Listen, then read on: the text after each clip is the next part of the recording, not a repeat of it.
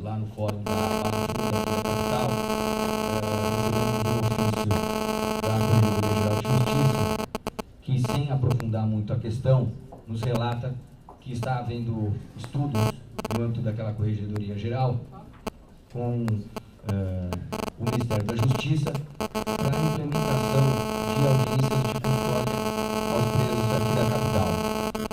É uma questão que, evidentemente, nos causa preocupação, porque vai acarretar uma alteração das atribuições, algum incremento de atribuição de alguma maneira, ou teremos que pensar em alguma alternativa para dar conta dessas audiências. O que nos toca, entretanto, é que o ofício aponta que o próprio Tribunal de Justiça não possui ainda noção de como que se darão essas audiências. E até nessa reunião que houve na terça-feira, essa outra questão foi ventilada e eles nos posicionaram que passarão as informações com antecedência. Inclusive o Ministério Público também não tem conhecimento, a OAB não tem conhecimento, a Defensoria não tem conhecimento de como elas ocorrerão. Apenas se sabe que elas ocorrerão perante o DIPO. Então, tão logo tenhamos informação sobre o procedimento que será adotado, nós marcaremos uma reunião, podemos também conversar com a associação a respeito, para poder identificar a melhor forma de fazer atendimento a essas audiências. Mas eu quero deixar claro que não houve qualquer avaliação da administração sobre esse assunto, já que sequer informação do plano que será adotado pelo Tribunal de Justiça nós temos. Outro assunto que eu queria tratar, durante as minhas férias, eu notei que houve aqui no Conselho uma discussão acerca da triagem aqui da capital. E a associação encaminhou até um ofício, que em breve será respondido, na medida em que haveria uma certa desinformação a respeito de como que estavam os agendamentos, se houve incremento, se não houve, algumas triagens acabando mais tarde.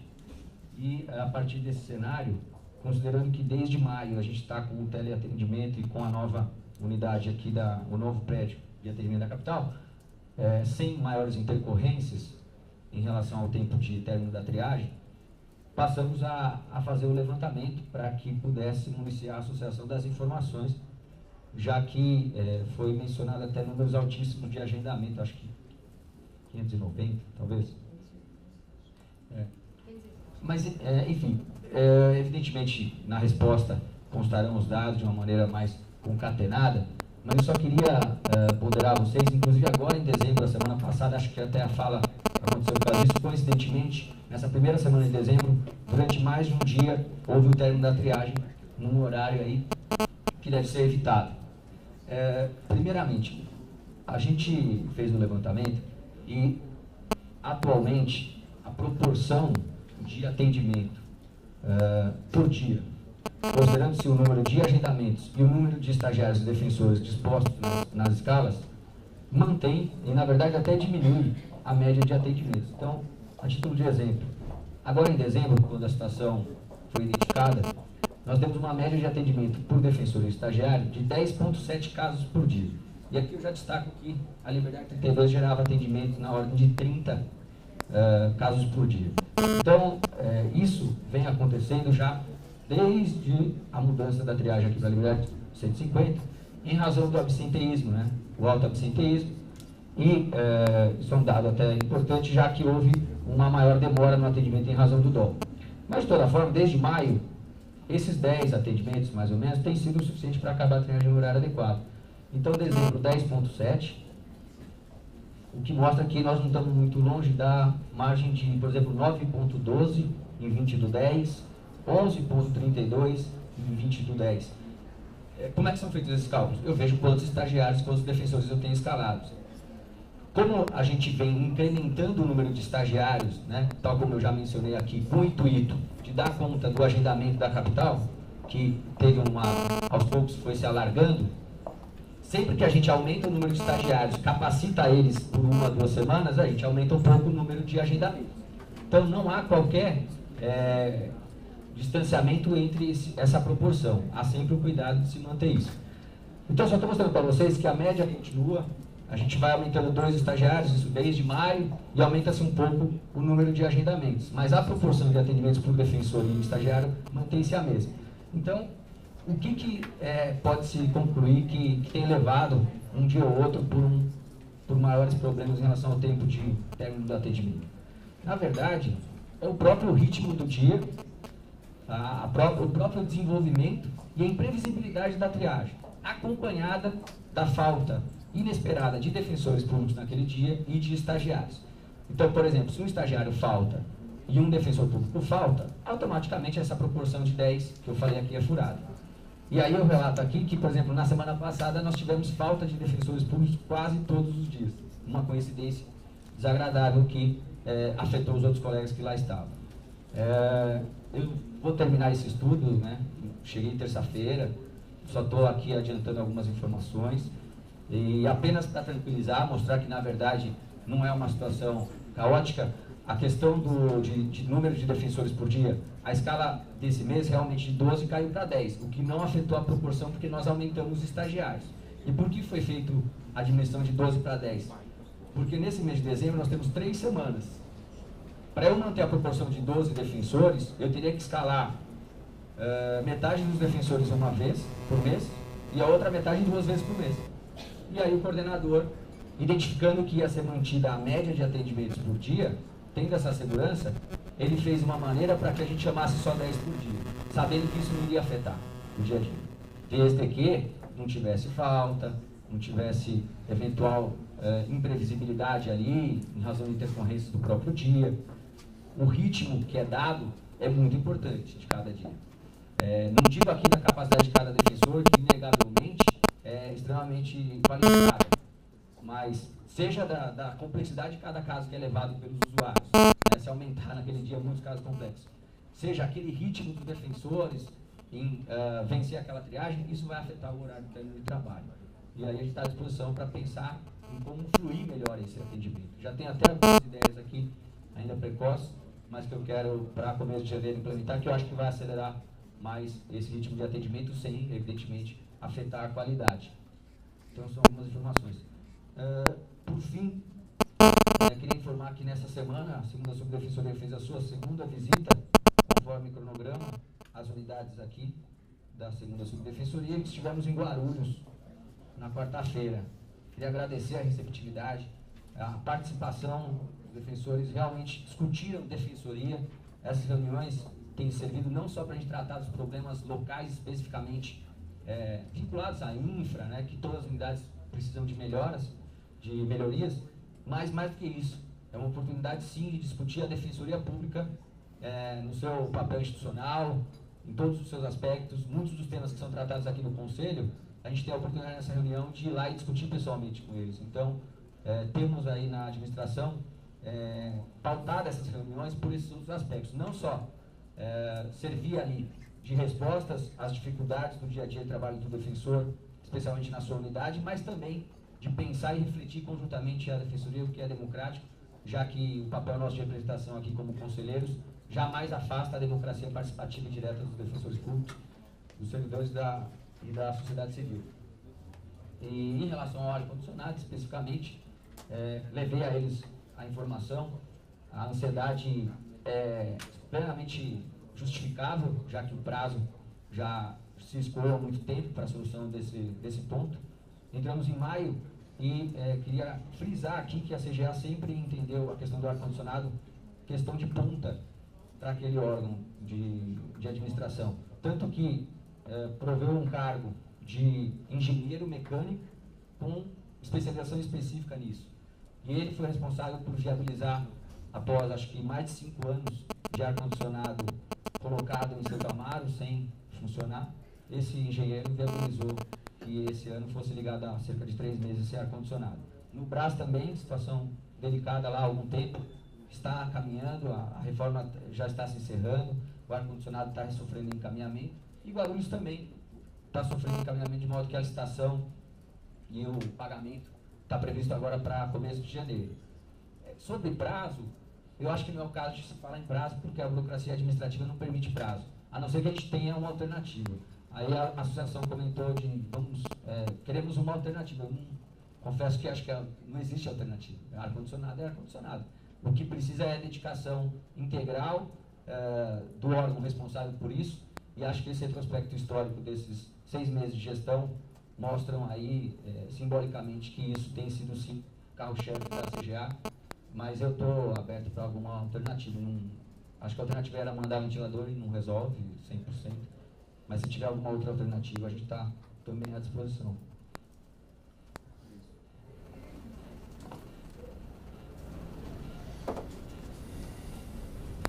Obrigado, conselheiro Bruno Napolitano, e até reforçando o que foi colocado pela presidente da associação, realmente estamos muito atentos com a questão de Guarulhos, por conta, não só eu, quanto outros membros dessa administração, presenciamos lá, né, de fato, e não é uma queixa qualquer dos colegas, é realmente muito difícil conseguir trabalhar naquelas condições. E já conversamos, temos aqui internamente muito claro isso, estamos completamente empenhados em resolver a situação, que é uma das mais dramáticas do Estado. Respondendo aos questionamentos, eu começo com um tema que difusamente permeou aqui os debates, mas que permeia, tem permeado bastante aqui os debates internos da instituição, que trata da questão vencimental dos defensores e servidores públicos da instituição. Deixar claro, como já colocou o defensor público geral, que essa é uma questão central para essa gestão. Nós entendemos que a profissionalização passa pela boa remuneração, tanto dos servidores quanto dos defensores, e estamos nos debruçando para que essa questão seja solucionada da melhor forma possível. E como estamos pensando essa questão? Por um lado, esperamos terminar a semana que vem os trabalhos da nossa comissão de reforma da Lei Complementar 988, que participa a Associação de Servidores, a Associação de Defensores e a Ouvidoria, e alguns conselheiros e a assessoria jurídica aqui da gestão, e queremos reformar a Lei Complementar para modernizar a Lei Complementar 988 e para compatibilizar as garantias vencimentais dos defensores e servidores das demais carreiras. É claro que isso não vai ocorrer estritamente na reforma da Lei Complementar, mas garantirmos as vantagens já previstas às outras carreiras, a carreiras de defensor público. Entendemos, acho que como todos aqui, é inadmissível que uma outra carreira jurídica possa ter outros benefícios, né, tenha seus servidores melhor remunerados, enquanto a Defensoria Pública esteja numa situação diferente. Então, também sabemos que não vai ser numa canetada que vai ocorrer, que é um processo histórico, que é um processo que vem ocorrendo já há algum tempo, e queremos dar alguns passos decisivos nessa direção. Eu acho que, primeiro, isso passa por termo da nossa comissão semana que vem, com a apresentação a esse Conselho Superior, e eu espero que o Conselho já de imediato se debruce. Esqueci também de informar que a Corregedoria também participa da comissão, o Conselho possa já dar andamento e, dessa forma, possamos apresentar à Assembleia Legislativa e abrir negociação com o Executivo sobre os diversos pleitos, né, que envolvem tanto aspectos como o auxílio à saúde aos servidores, defensores, quanto a questão da substituição, quanto a questão da remuneração, né? Temos inúmeros pontos a serem enfrentados que iremos enfrentar passo a passo. A questão central que queremos informar é que a utilização da iniciativa de lei pelo defensor público será utilizada para esse fim, mas será utilizada com inteligência e estratégia. Não adianta em nenhum momento o defensor público geral enviar um projeto à Assembleia Legislativa sem muito debatido pelo Conselho Superior, que isso tem um lastro político dentro da Assembleia Legislativa e que haja um lastro orçamentário construído em conjunto com o Executivo e com a equipe técnica interna da Defensoria Pública. No dia 18, também queremos avançar naquilo que é possível avançar internamente dentro da legalidade, lembrando como reforçou o Defensor Público Geral semana passada, passamos por uma auditoria específica na nossa folha de pagamento do Tribunal de Contas. Então, não podemos sair de forma soldada fazendo qualquer tipo de ação sem que, não que isso de alguma forma tenha ocorrido em qualquer momento, mas é preciso pensarmos, refletirmos e darmos um passo de cada vez para que isso também não possa redundar em um retrocesso para a carreira dos defensores e servidores da instituição. Dia 18, acho que vai ser um dia importante, onde outras questões poderemos debater e poderemos avançar. Em relação ao convênio de publicidade, já teve um edital lançado pelo convênio de publicidade, mas é muito importante lembrar que o Tribunal de Contas, a cada ano, tem criado novos requisitos para os convênios para a Defensoria Pública. Então, até mesmo alguns convênios antigos têm sido questionados pelo Tribunal de Contas. Então, isso tem levado a uma padronização dos nossos convênios e isso, por outro lado, leva a um maior tempo de maturação para a realização desses convênios. Então, não é uma engenharia tão simples, né?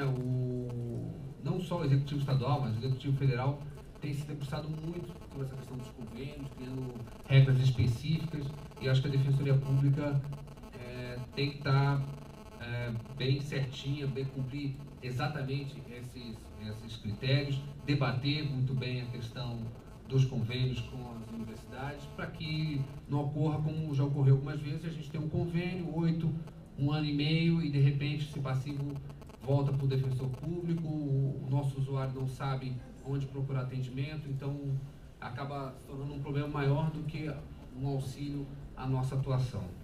Me permite um complemento, presidente?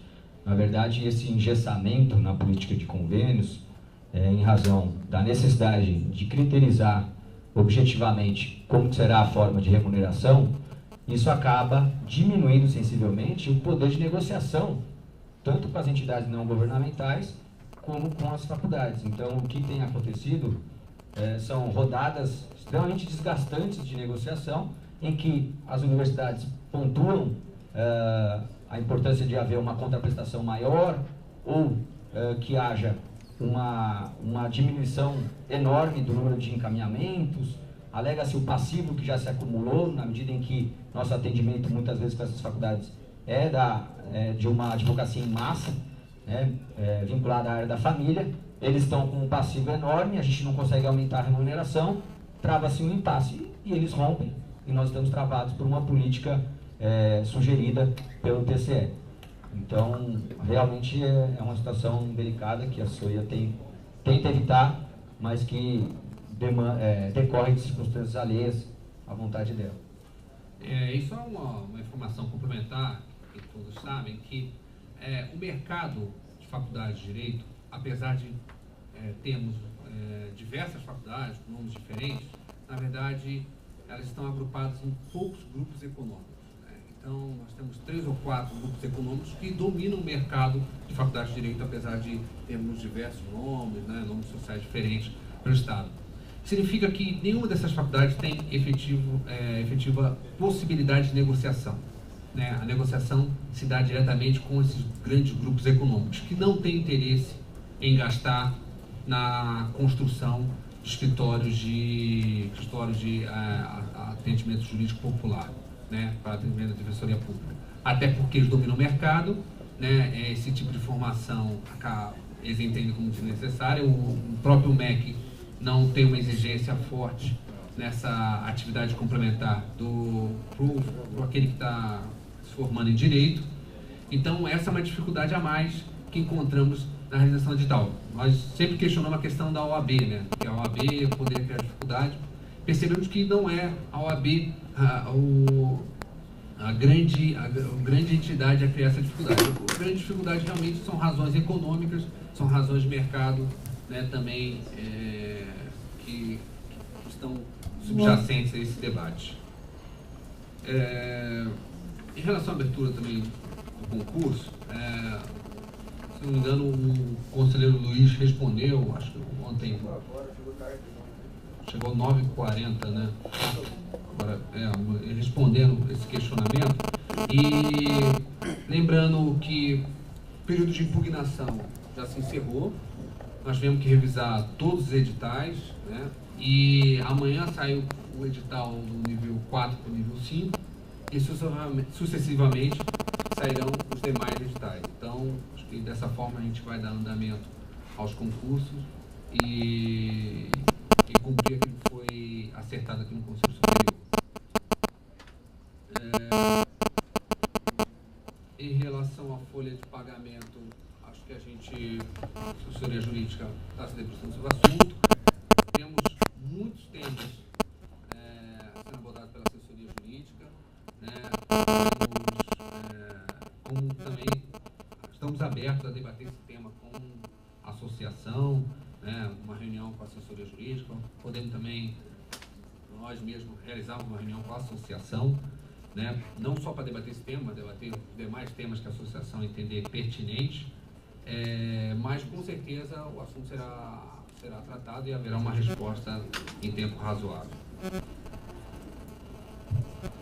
Todos os assuntos respondidos, podemos passar à pauta.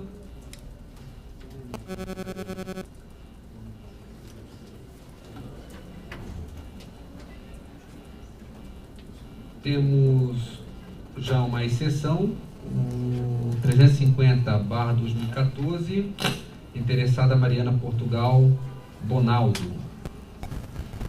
Pedido de afastamento para participação no 3º colóquio internacional.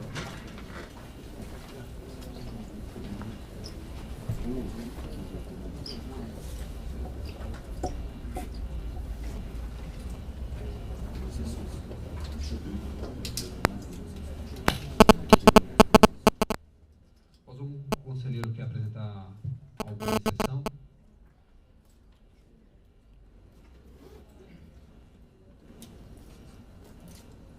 E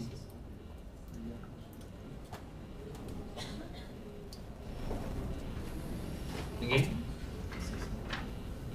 Então, chamo o processo 350/2014, Mariana Portugal Bonaldo, pedido de afastamento para a participação no 3º colóquio internacional sobre acolhimento familiar, a ser realizado no período de 15 a 17 de dezembro de 2014. Relator, doutor, senhor Pedro Antônio Avelar. De Avelar. Então, por favor, Pedro Antônio de Avelar. Bom dia a Vossa Excelência em particular e a todos os demais. Bem,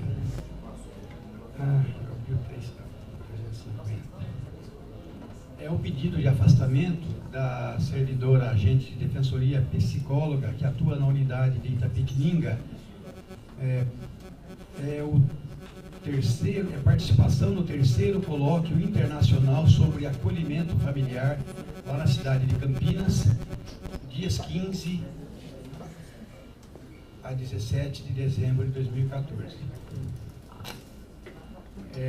A interessada já protocolara no dia 24 passado o requerimento de autorização de afastamento para o evento supranominado.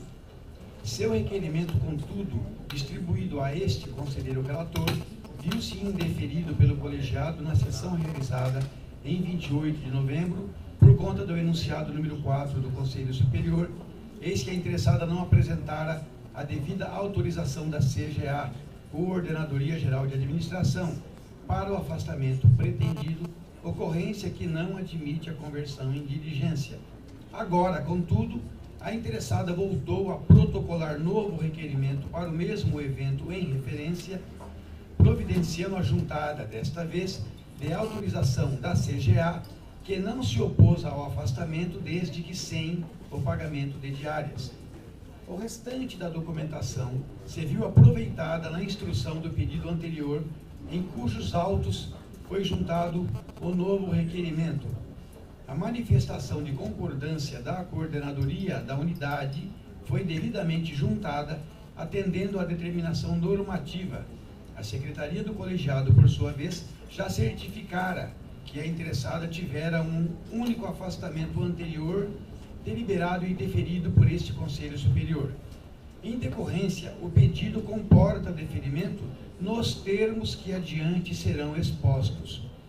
Ainda que a interessada não tenha apresentado justificativa para o protocolo tardio do requerimento ante o prazo ditado na deliberação CSDP 183 de 2010, entendo justificado esse atraso pelo fato da interessada haver protocolado tempestivamente o primeiro pedido, tratando-se agora de mera complementação documental.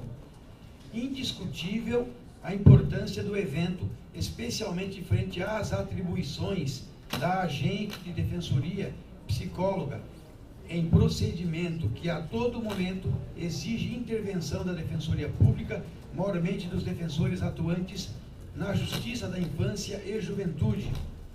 Registrada a relevância do tema e o interesse da própria instituição na complementação da formação específica da servidora do tema em pauta, não me parece, de outro lado, adequada a fundamentação de que se valeu o senhor coordenador auxiliar da CGA, mais parecendo a sua singela manifestação um texto previamente formatado para a hipótese distinta do pedido de afastamento. Vejamos, principia o insígne coordenador auxiliar por fazer referência à prévia manifestação do Departamento de Recursos Humanos.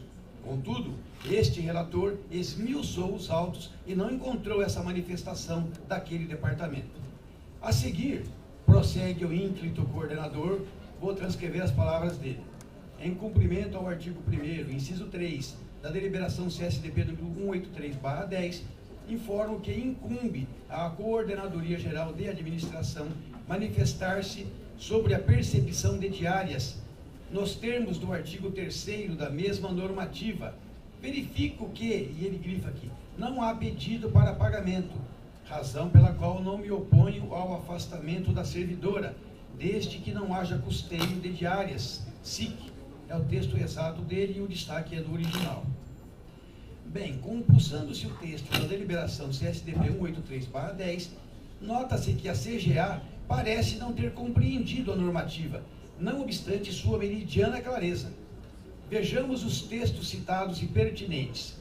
Artigo 1º. O pedido de afastamento de servidor público integrante do subquadro de cargos de apoio da Defensoria Pública do Estado de São Paulo para participação em cursos, congressos e outros certames científicos de interesse da instituição deverá conter, inciso 1, requerimento do interessado dirigido ao Conselho Superior da Defensoria Pública do Estado. Inciso 2, prospecto do evento no qual constem dados sobre a data de sua realização e o seu conteúdo programático. 3, justificativa do interesse na participação no evento, em face dos fundamentos de atuação e atribuições institucionais da Defensoria Pública e da pertinência com as atividades do requerente. Inciso 4, menção aos dias de trânsito, caso o evento se realize em localidade diversa da sede de exercício e ser necessário. 5º, a manifestação do coordenador da unidade. E o 6º, inciso 6, autorização da Coordenadoria Geral de Administração. O artigo 3º também diz assim: a Coordenadoria Geral de Administração decidirá sobre a autorização de afastamento caso a caso, podendo vincular a autorização à renúncia ao direito de percepção de diárias ou de outras verbas indenizatórias. Como se vê, o inciso 3 do artigo 1º da deliberação nada tem a ver com a autorização da CGA, prevista no inciso 6º do mesmo artigo. Depois, diz a CGA que lhe incumbe manifestar-se sobre percepção de diárias. Ora, não é o que diz o artigo 3º da deliberação, lido ou compreendido erroneamente pelo insigne coordenador auxiliar. A normativa do Conselho Superior não diz que incumbe à CGA manifestar-se singelamente sobre a diária, como se fosse apenas esse o objetivo da oitiva da Coordenadoria de Administração.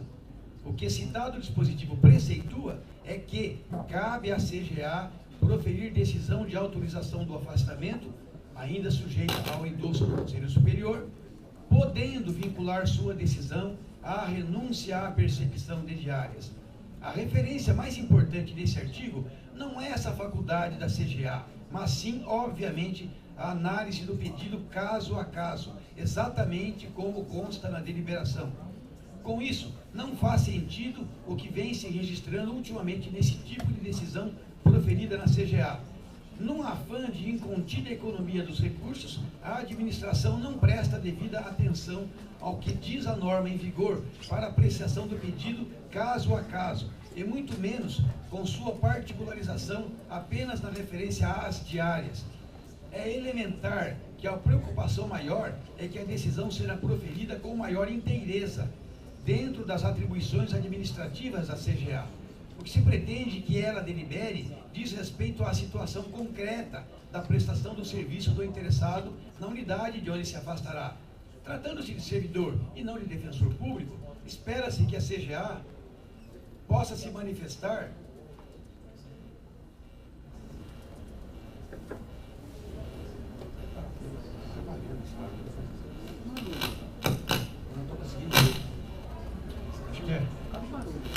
Porque eu tô muito perto de você. Tô muito forte. Bom, melhorou. Espera-se que a CGA possa se manifestar sob a ótica administrativa da substituição e do atendimento aos usuários, lembrando-se que a CGA pode evidentemente valer-se, se o entender necessário, de esclarecimentos da coordenação da unidade, da coordenação do CAN da regional ou unidade, da coordenação prestada pela coordenação central das atividades dos agentes de defensoria na esfera multidisciplinar. Claro que, além disso tudo, a CGA também poderá, é isso que diz a deliberação, vincular sua decisão de autorização à não percepção de diárias, o que, convenha-se, especialmente para operadores do direito, exige fundamentação, ainda que sucinta. Trata-se de uma decisão administrativa que, como qualquer outra, exige fundamentação, o que também não tem ocorrido nas decisões sobre a matéria proferidas na CGA. Mas, de qualquer forma, a decisão final sobre o afastamento fica sempre a cargo do Conselho Superior, que não se vincula, por elementar, à decisão administrativa precedente. Tanto isso é fato que a administração pode concordar com o afastamento, inclusive com diárias, e o Conselho, em decisão igualmente fundamentada, pode indeferir o afastamento. Da mesma sorte, a decisão da CGA pode ser contrária ao afastamento ou ao pagamento de diária, e o Conselho, mais uma vez, não estará vinculado. Fosse distinto o entendimento, esgotar-se-ia na própria CGA o requerimento, sem necessidade de conhecimento do pleito pelo Conselho Superior.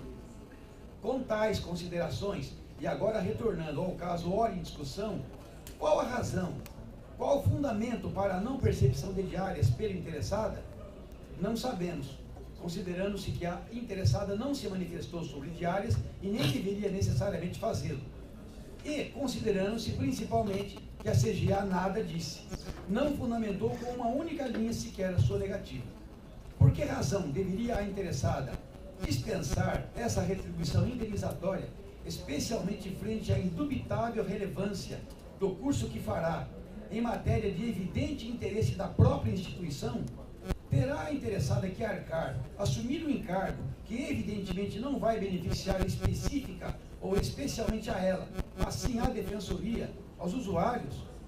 Com isso, este relator vota pela aprovação do pedido de afastamento sem qualquer ressalva, vale dizer, com direito à percepção de diárias e reembolso de transporte, exatamente como seria devido se o interessado no afastamento fosse um defensor público. É como voto, senhores membros do Conselho. Fico à disposição para esclarecimentos. Este curso não é da EDEP, eu até conversei com o Danilo, né? Quando indeferido o pedido na semana anterior, de que é de tal relevância esse curso que eu ando tentando fazer em Araçatuba, por conta do acolhimento institucional, e ele até me disse, se eu soubesse em tempo, porque os colegas às vezes não divulgam, eu próprio poderia ter, pela EDEP, feito aí a disponibilização do curso. Então o curso é relevante, não resta dúvida, ou seja, aliás, mesmo porque agora o núcleo acaba de divulgar aqui a finalização do substitutivo, aí do projeto que vai tratar da primeira infância. E as questões de acolhimento são, uma expressão bem popular, né? Um pé no sapato da gente vai discutir, porque é muito complicado o entendimento, o ECA mudou, mas muito técnico ainda, está lá no Código de Menores ainda. Então, a Defensoria tem uma posição toda particular. Nós, por exemplo, podemos falar como exemplo, que quando nós vimos a infância e juventude em Araçatuba, havia 108 acolhimentos institucionais de criança e adolescente. Agora são 21. Então, é muito complicada essa questão. Eu acho que é de extrema importância essa participação nesse evento aqui, especialmente com a gente psicóloga, porque é aquela atuação multidisciplinar que está na Lei 988, lá no artigo 5º, né, qualquer parágrafo lá, qualquer inciso lá, desse atendimento multidisciplinar. Então, com essa importância toda, o curso é relevante. Agora, é relevante, a colega vai sair de Itapetininga, ficar 3 dias afastada,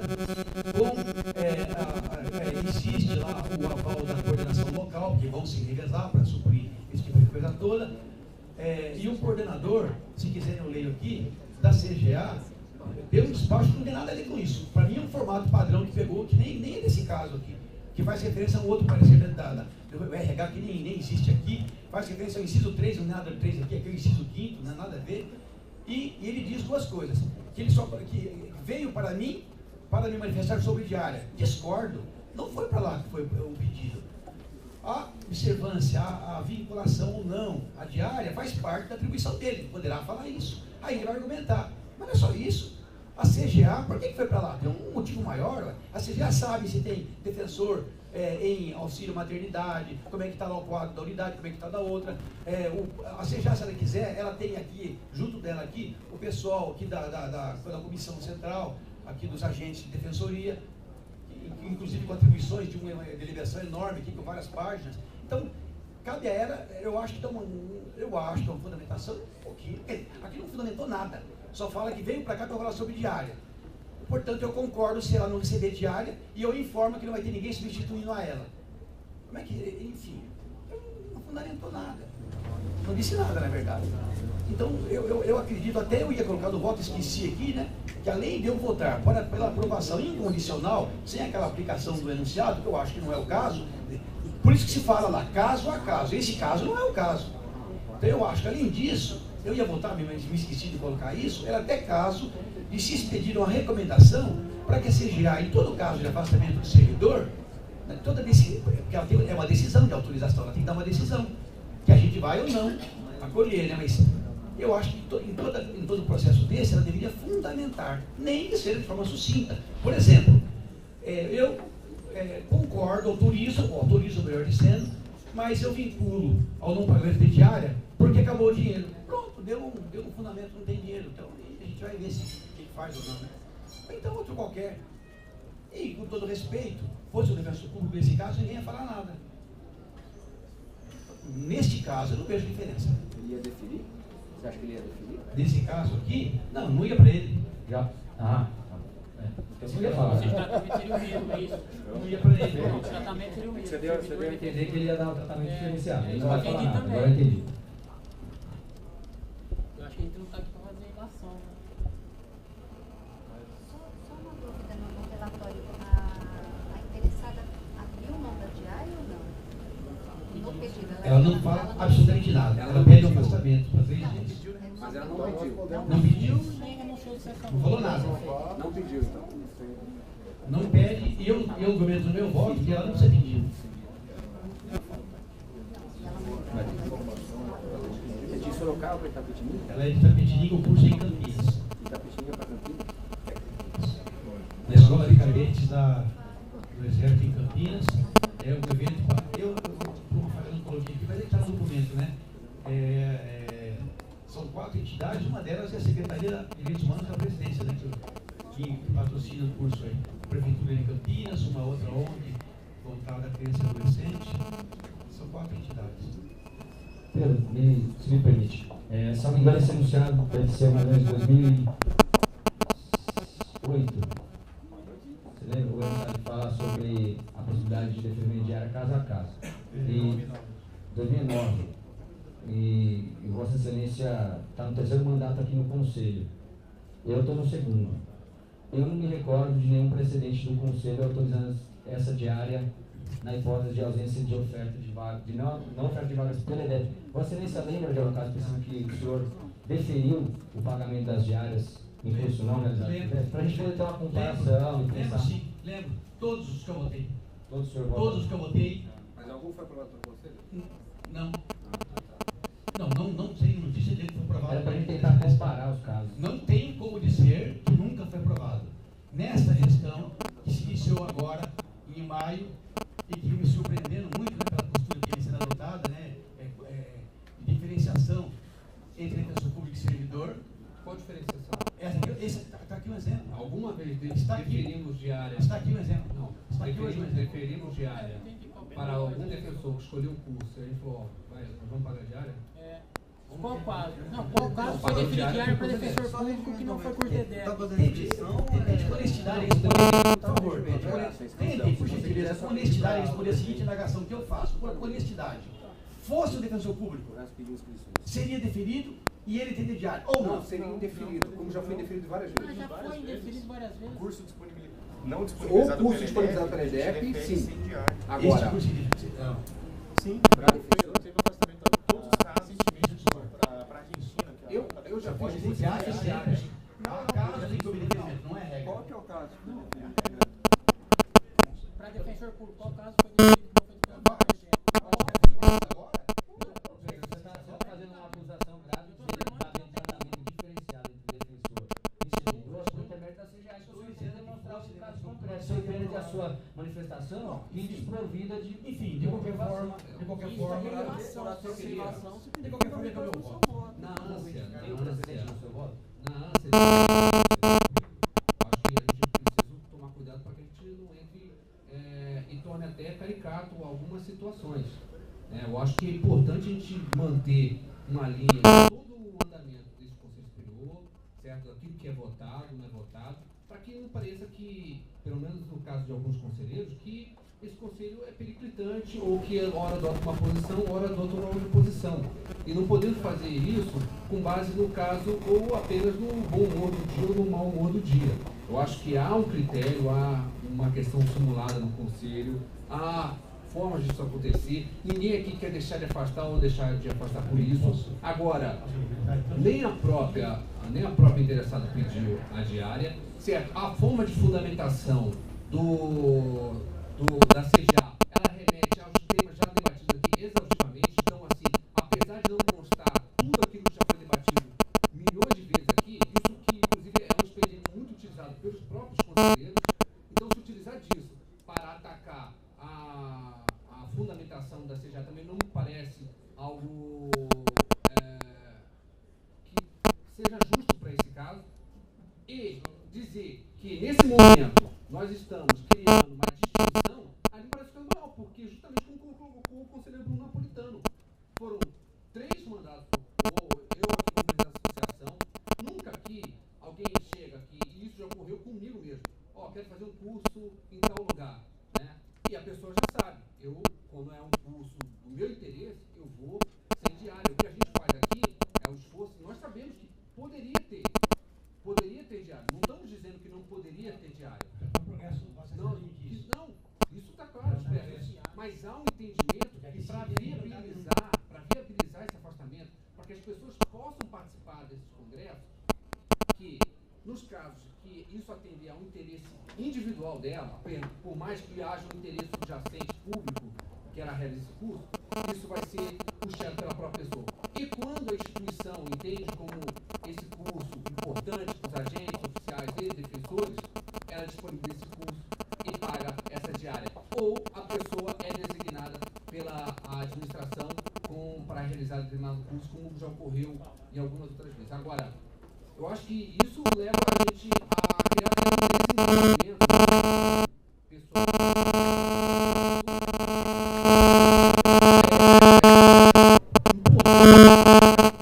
Porque senão os próprios conselheiros, a todos os casos, terão que se debruçar e até caírem, passarem a impressão do casuísmo em relação às decisões. Eu acho que não é a questão de A ou B, é a questão de termos a importância dos precedentes, a importância de a gente ter uma segurança jurídica, a importância das pessoas saberem o que irá ocorrer. Olha, se aquele curso me interessa, eu vou me planejar porque se saiu, a proposta saiu da IDEP, saiu de algum núcleo, e é isso que vai ocorrer.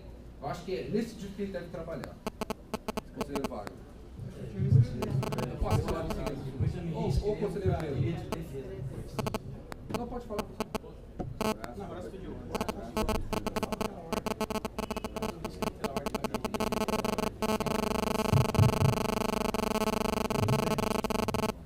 Só fazer um levantamento de uma questão regimental.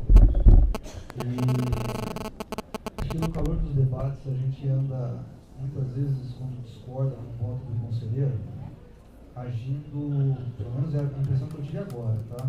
De uma forma articulada, de forma a rebater os argumentos do conselheiro. Aí eu falei, mas espera aí, não tem que haver inscrição? Aí o conselheiro falou, isso não está no regimento. Eu fui dar uma olhada no regimento.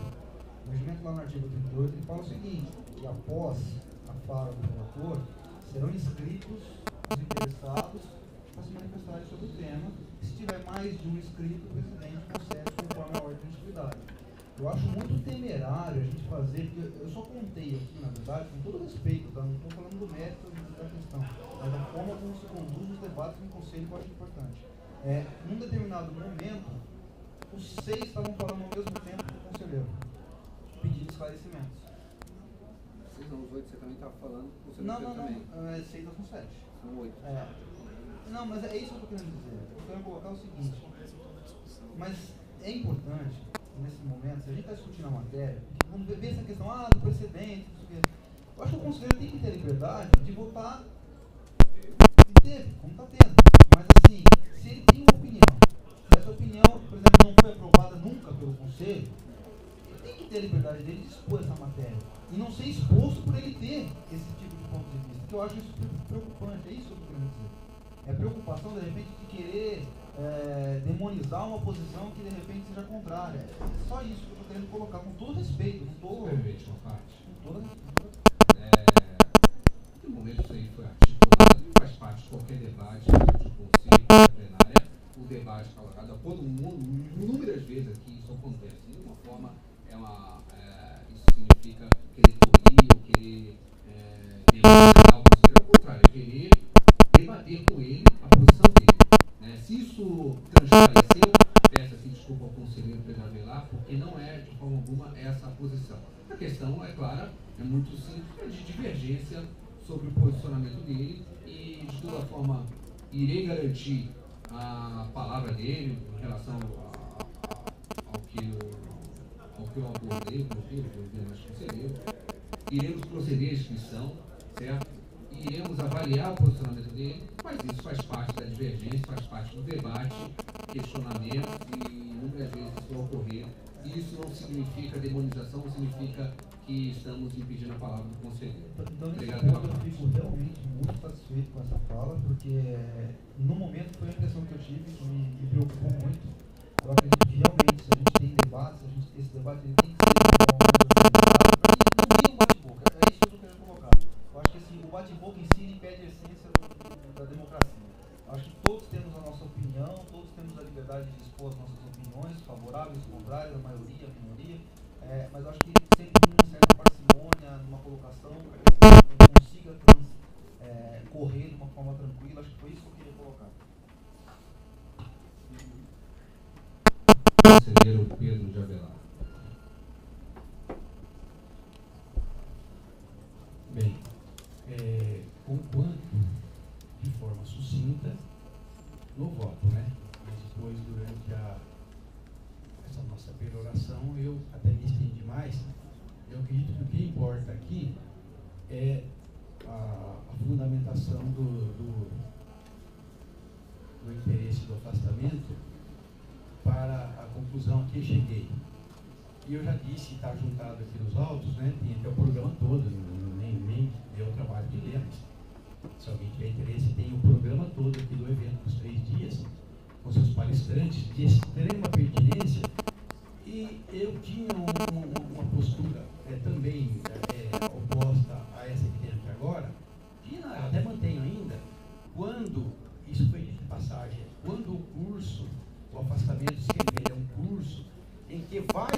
prevalecer o interesse do interessado, do requerente. Realmente.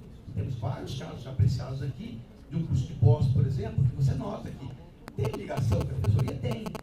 Mas é mais o currículo da pessoa mesmo. Para a promoção e para a vida dela. Com 1 milhão de coisas outras. Então, nesses casos em que você nota que... Agora, olha esse evento aqui.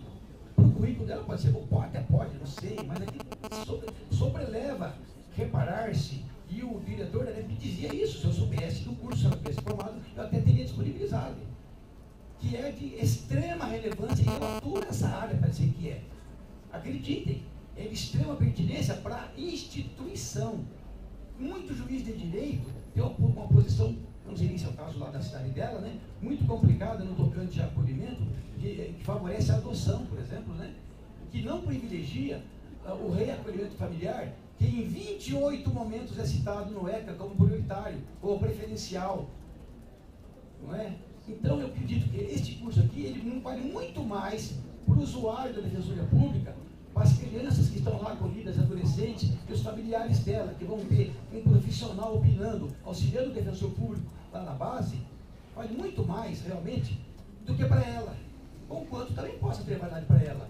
Então, esse tipo de curso aqui, tipo, correndo lá na Google da UN. Então, por conta disso, é relevante. Sendo relevante, e a grande expressão, já para terminar aqui agora, da norma, é decidirá caso a caso. A minha crítica à CGA é que ela não decide caso a caso.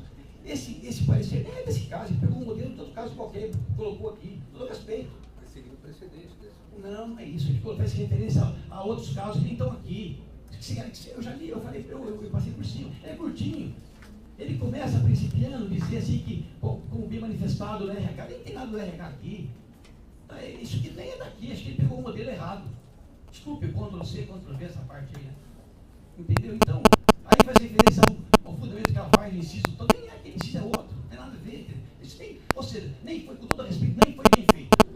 Agora, ele fala lá, e diz assim, veio para cá para eu falar sobre diária. Não é isso.